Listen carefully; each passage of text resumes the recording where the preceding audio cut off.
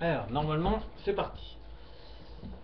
Alors, moi, je m'amuse à faire des articles. C'est vraiment très, très agréable de dire son sentiment comme ça. Bien sûr que vous devriez le faire. En fait, c'est agréable. Voilà. Donc, j'ai un thème aujourd'hui, c'est le travail du dimanche. Alors, il y a quelques années, il n'y avait vraiment aucun problème, hein. Le travail du dimanche. On travaillait pour une société si on en avait envie. On était payé double. On faisait la grasse matinée. On bricolait chez soi. Enfin, je sais pas, on faisait ce qu'on voulait, hein. On allait à la messe, enfin, chacun faisait ce qu'il voulait. D'ailleurs, c'est vrai que c'est peut-être là que le bas blesse.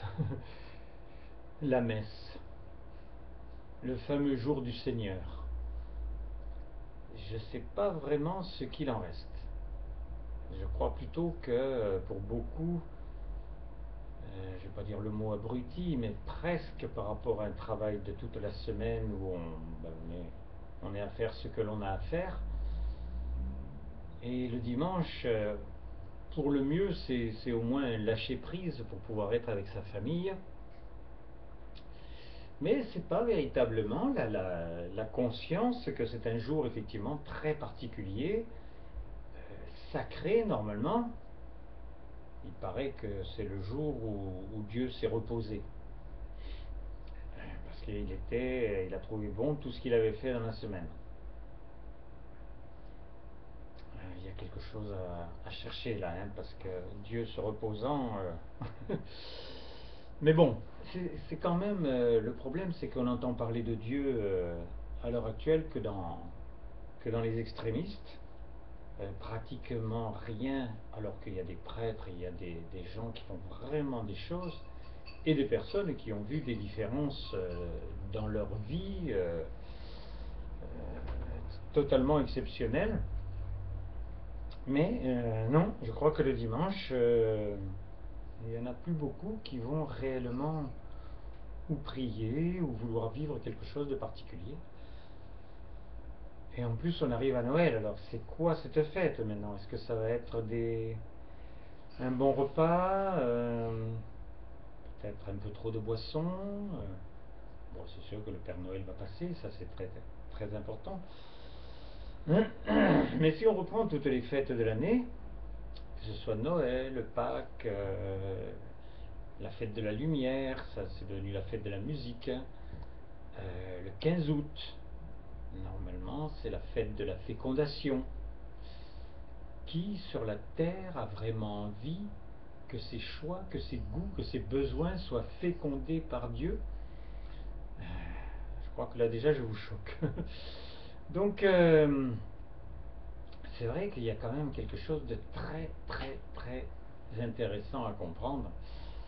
On a quand même l'impression que,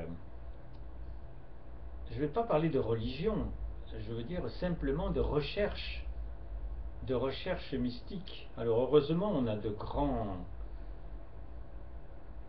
scientifiques comme Hawking qui arrivent à pouvoir parler aussi bien de religieux, d'amour, de, d'astrophysique, de physique pure, etc. Pour lui, il ne fait aucune dissection entre les éléments parce qu'il dit si on en enlève un, on n'en a plus aucun. Mais sinon, entre tous ceux qui cherchent à l'heure actuelle un équilibre de toutes les façons, et celui-là qui est tellement difficile à trouver parce que l'homme ne s'intéresse pas, je dirais, à sa raison d'être, à la raison d'être générale de l'homme. Qu'est-ce qu'elle est? Est-ce que l'homme est né pour pouvoir exister puis un jour disparaître, comme s'il n'était jamais né, en ayant laissé bien sûr dans sa progéniture des qualités, certainement des valeurs qui vont peut-être se transmettre. Mais pour la personne elle-même, est-ce que vraiment elle a vécu quelque chose d'important qui va faire que le jour où elle part de la Terre, elle continue de vivre?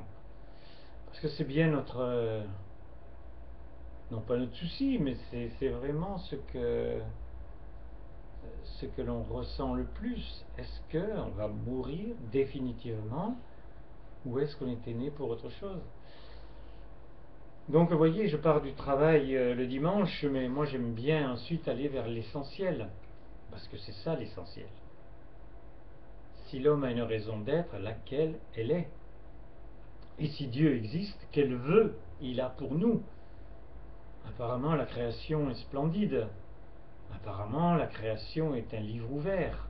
Elle nous donne des leçons de toutes sortes.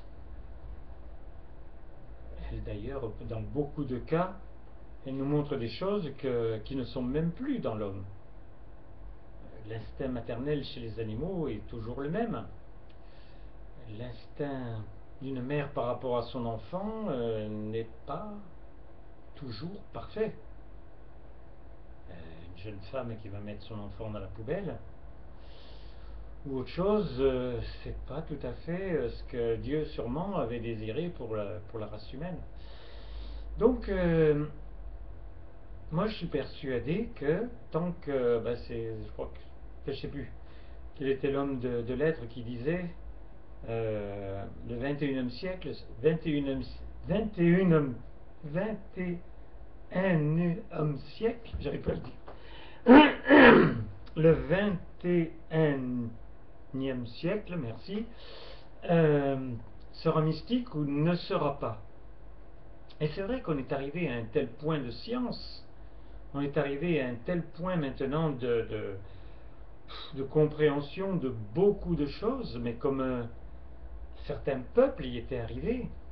En 2 millions d'années, on ne sait pas vraiment ce qui s'est passé il y a 1 million d'années, mais on sait certainement tous qu'il y a eu des moments où il y a eu des déluges qui ont détruit toute une partie de la planète et surtout toute une partie des hommes. Est-ce que c'était le hasard? Est-ce que c'était que tout simplement le vœu de Dieu étant de faire des dieux justement sur la terre,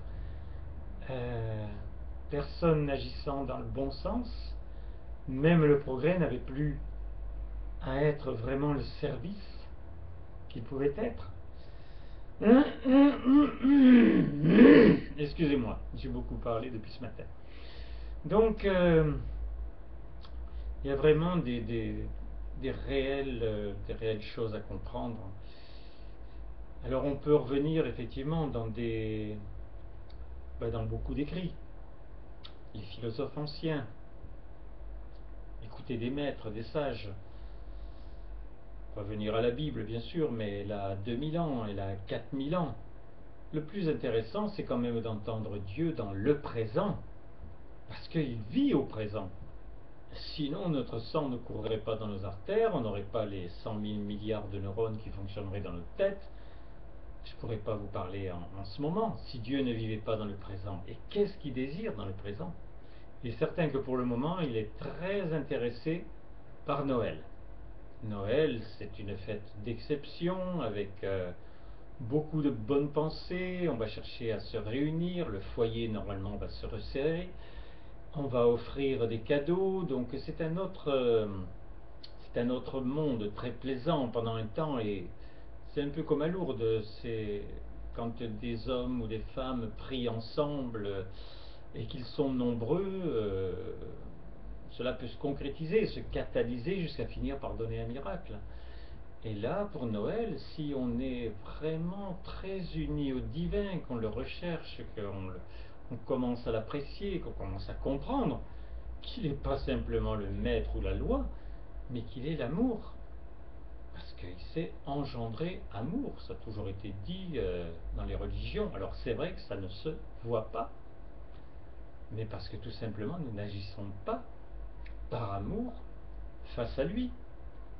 Parce que l'amour attire obligatoirement une correspondance. Enfin, moi je vous dis tout ce que je ressens. Et c'est vrai que le travail le dimanche, c'est pas vraiment un gros sujet.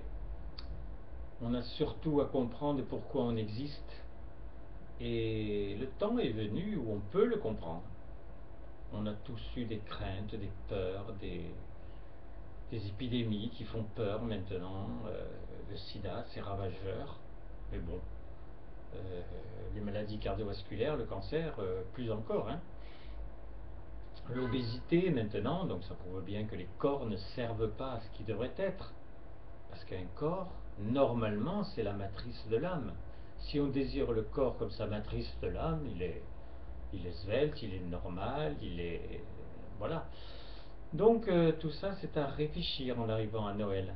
Et puis échanger à un autre niveau, dans nos foyers, pour grandir nos épouses, particulièrement nos enfants, qui ne vont pas obligatoirement chercher des substances qui peuvent les grandir, les aider, et puis leur donner ce qu'ils rêvent, parce que ils ont une aide de l'être, une aide de l'esprit.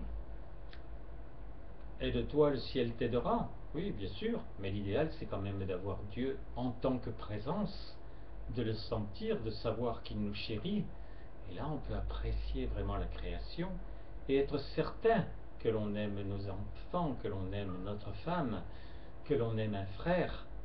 Parce que si on a l'amour que l'on conçoit, comme on le conçoit, avec toujours cette épée de Damoclès au-dessus de la tête, de savoir que de toute façon, cet être que l'on chérit disparaîtra, sera réduit en poussière, et nous aussi, il n'y a pas de grande certitude et de grande vérité dans ce genre d'amour.